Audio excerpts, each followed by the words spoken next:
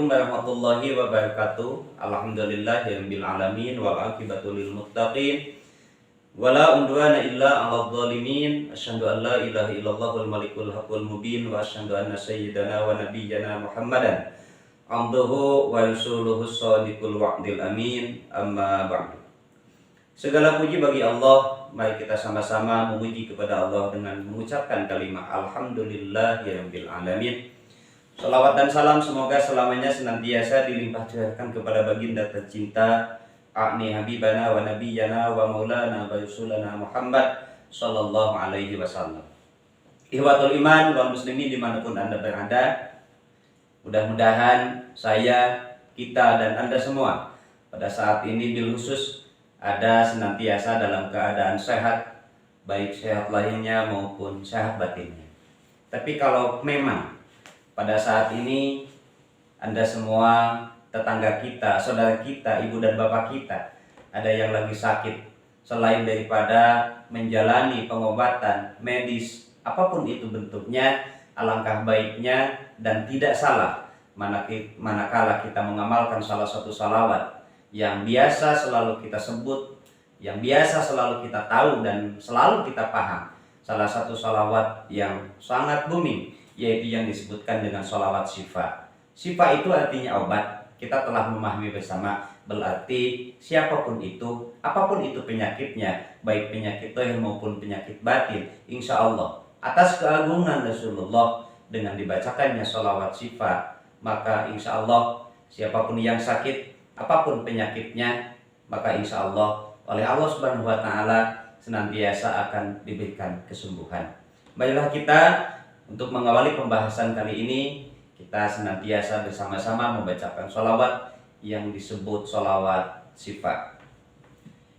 Innallaha wa malaikatahu yusholluna 'alan nabi ya ayyuhalladzina amanu shollu 'alaihi wa sallimu taslima. Allahumma sholli ala sayyidina Muhammadin tibbil qulubi wa dawaiha wa afiyatil abdani wa shifaiha wa nuril absari wa diyaiha wa ala alihi wa sahbihi wa sallim. Allahumma salli wa sallim wa barik alaihi sallallahu alaihi. Mudah-mudahan bil khusus yang menyimak atau yang menonton video ini, andai kata ada yang lagi sakit, orang-orang yang dicintai oleh kita, apapun itu penyakitnya, mudah-mudahan oleh Allah Subhanahu wa Ta'ala diberikan kesehatan. Amin ya Allah ya rabbal alamin. Pada kesempatan kita kali ini, kita akan sedikit membahas, mengkaji atau mengulas tentang keunggulan ilmu. Alangkah pentingnya yang disebutkan dengan ilmu. Bahkan ketika kita ada tujuan dunia sekalipun, maka tetap di dunia itu tidak akan kita dapat kalau kita tidak memiliki ilmu. Seperti yang disampaikan oleh baginda tercinta Rasulullah Muhammad sallallahu alaihi wasallam, man arada dunya fa alaihi bil ilmi. Barang siapa yang ada tujuan untuk memiliki dunia, fa alaihi bil ilmi, maka mesti dia memiliki yang namanya ilmu. Bagaimana kalau saya ingin menempuh kebahagiaan akhir? Rasulullah menyampaikan, melanjutkan dalam hadisnya, wa man arada al-akhirah fa alaihi bil ilmi. Barang siapa yang ada tujuan ingin kebahagiaan di akhirat nanti, maka kata Rasulullah, fa alaihi bil ilmi, maka dia tetap akan menempuh kebahagiaan akhirat kalau ada ilmunya. Bagaimana kalau kita ingin dua-duanya? Kita ingin kenyamanan dan ketenangan dunia, kita ingin memiliki dunia termasuk harta benda kekayaan di dalamnya, tapi kita juga ingin dan punya cita-cita kebahagiaan di yaumul kiamah nanti. Jadi pada intinya dunia hayang senang, akhiratna oge bakal beunang. Kumaha itu carana? Rasulullah menyampaikan dalam hadisnya, waman aradahuma fa alaihi bil ilmi. Barang siapa yang punya tujuan ingin memiliki dunia dan ingin memiliki jannah surganya Allah, maka fa alaihi bil ilmi. Milikilah apa yang disebut dengan ilmu. Untuk itu, wahai sahabat sekalian, jadi intinya yang namanya ilmu itu tak kalah pentingnya mesti dimiliki oleh kita.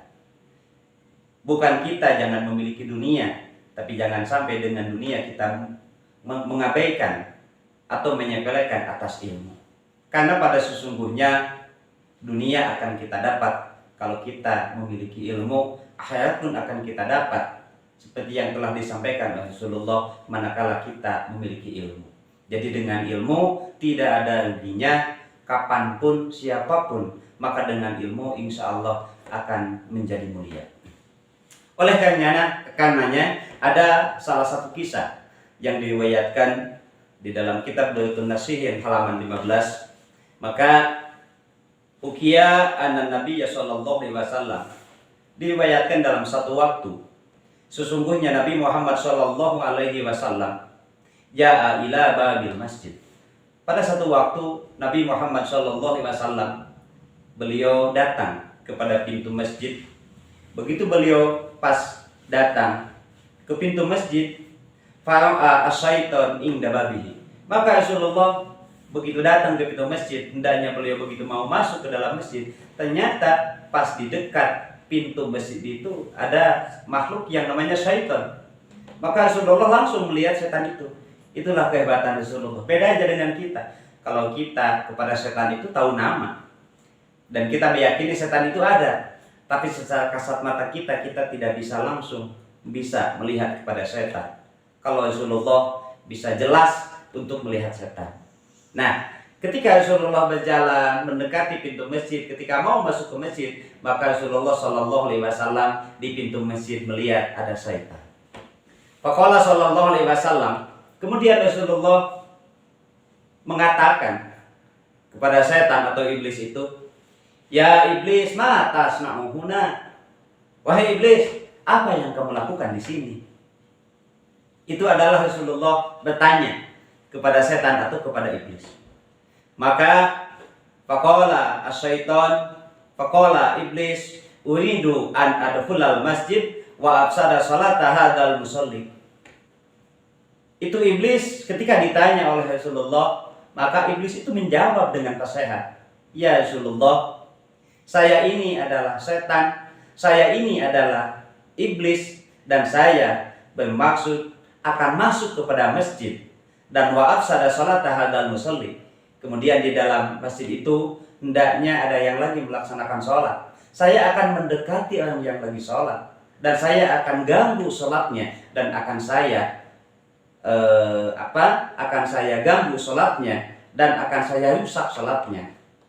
Kemudian itu iblis menyampaikan lagi kepada Rasulullah, tetapi ya Rasulullah, walakin ahapa min hadzal rajuli an-naim.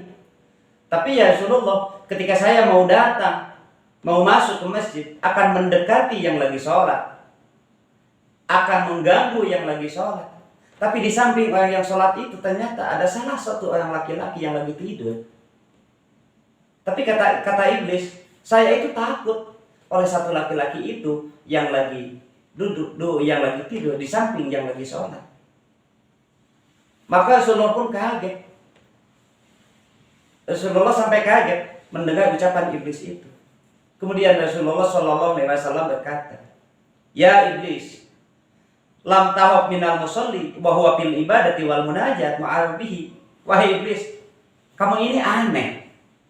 Kenapa kamu malah tidak takut dengan seseorang yang lagi sholat, yang lagi munajat, yang lagi ibadah kepada Allah Subhanahu wa Ta'ala? Wa tahafu minan naim, tapi kamu malah takut oleh orang yang lagi tidur. Sedangkan yang lagi tidur itu adalah wahwa fil ghaflah, lagi lupa. Ada yang lagi sholat, Sholat itu adalah munajat dan ibadah kepada Allah Subhanahu wa taala. Sholatnya juga di masjid. Kemudian di sampingnya ada orang yang lagi tidur. Tapi iblis itu malah mau mengganggu, mau mendekati, mau merusak yang lagi sholat. Tapi iblis itu malah takut oleh seseorang yang lagi tidur. Kemudian itu iblis berkata kepada Rasulullah, wa qala asyaiton al-musalli jahilun wa ifsaduhu ashalun. Ya Rasulullah, engkau perlu tahu, satu laki-laki yang lagi sholat, yang lagi munajat, yang lagi ibadah, dia itu adalah orang bodoh, tidak memiliki banyak ilmu. Dia itu ilmunya sedikit, dia itu jarang ngaji, dia itu tidak tahu banyak tentang hukum Islam. Makanya ketika saya dekati, ketika saya datangi dia, saya ganggu, saya rusak sholatnya, itu adalah ashur, hal gampang dan hal yang mudah bagi kami. Itu kata iblis. Tapi walakin naim alimun. Tapi yang lagi tidur itu sesungguhnya alimun, dia itu orang berilmu. Jadi pada dasarnya saya tidak takut sama yang lagi sholat. Saya tidak takut sama yang lagi munajat. Saya tidak takut sama yang lagi ibadah. Kalau memang yang sholat, yang ibadah, yang munajat itu adalah orang bodoh. Tapi saya akan lebih takut oleh seorang mukmin muslim walaupun dia tidur, tapi dia itu memiliki banyak ilmu agama khususnya. Kenapa? Idza agwaita al-musalli wa afsadat salatuhu ahofa mayyaqdatahu wa islahahu ajalan. Jadi pada intinya iblis itu menyampaikan dan memberi gambaran kepada kita betapa pentingnya kita memiliki ilmu, betapa pentingnya kita datang ke majelis taklim, betapa pentingnya kita menggali tentang ilmu-ilmu agama. Karena ternyata pada dasarnya selama-lamanya kita ini selaku umat mukmin muslim memiliki musuh yang amat sangat kokoh, yaitu yang namanya iblis atau setan. Dan diambil daripada kisah ini bahwa setan dan iblis itu lebih takut sama orang yang alim, yang banyak ilmu, walaupun dia lagi tidur. Dan iblis itu tidak mentakuti seorang mukmin muslim yang bodoh sekalipun dia lagi sholat, lagi munajat, lagi ibadah dan takwa kepada Allah Subhanahu wa taala. Kemudian Rasulullah Muhammad SAW menyampaikan dalam satu hadisnya, naumul alimi khairun min ibadatil jahili.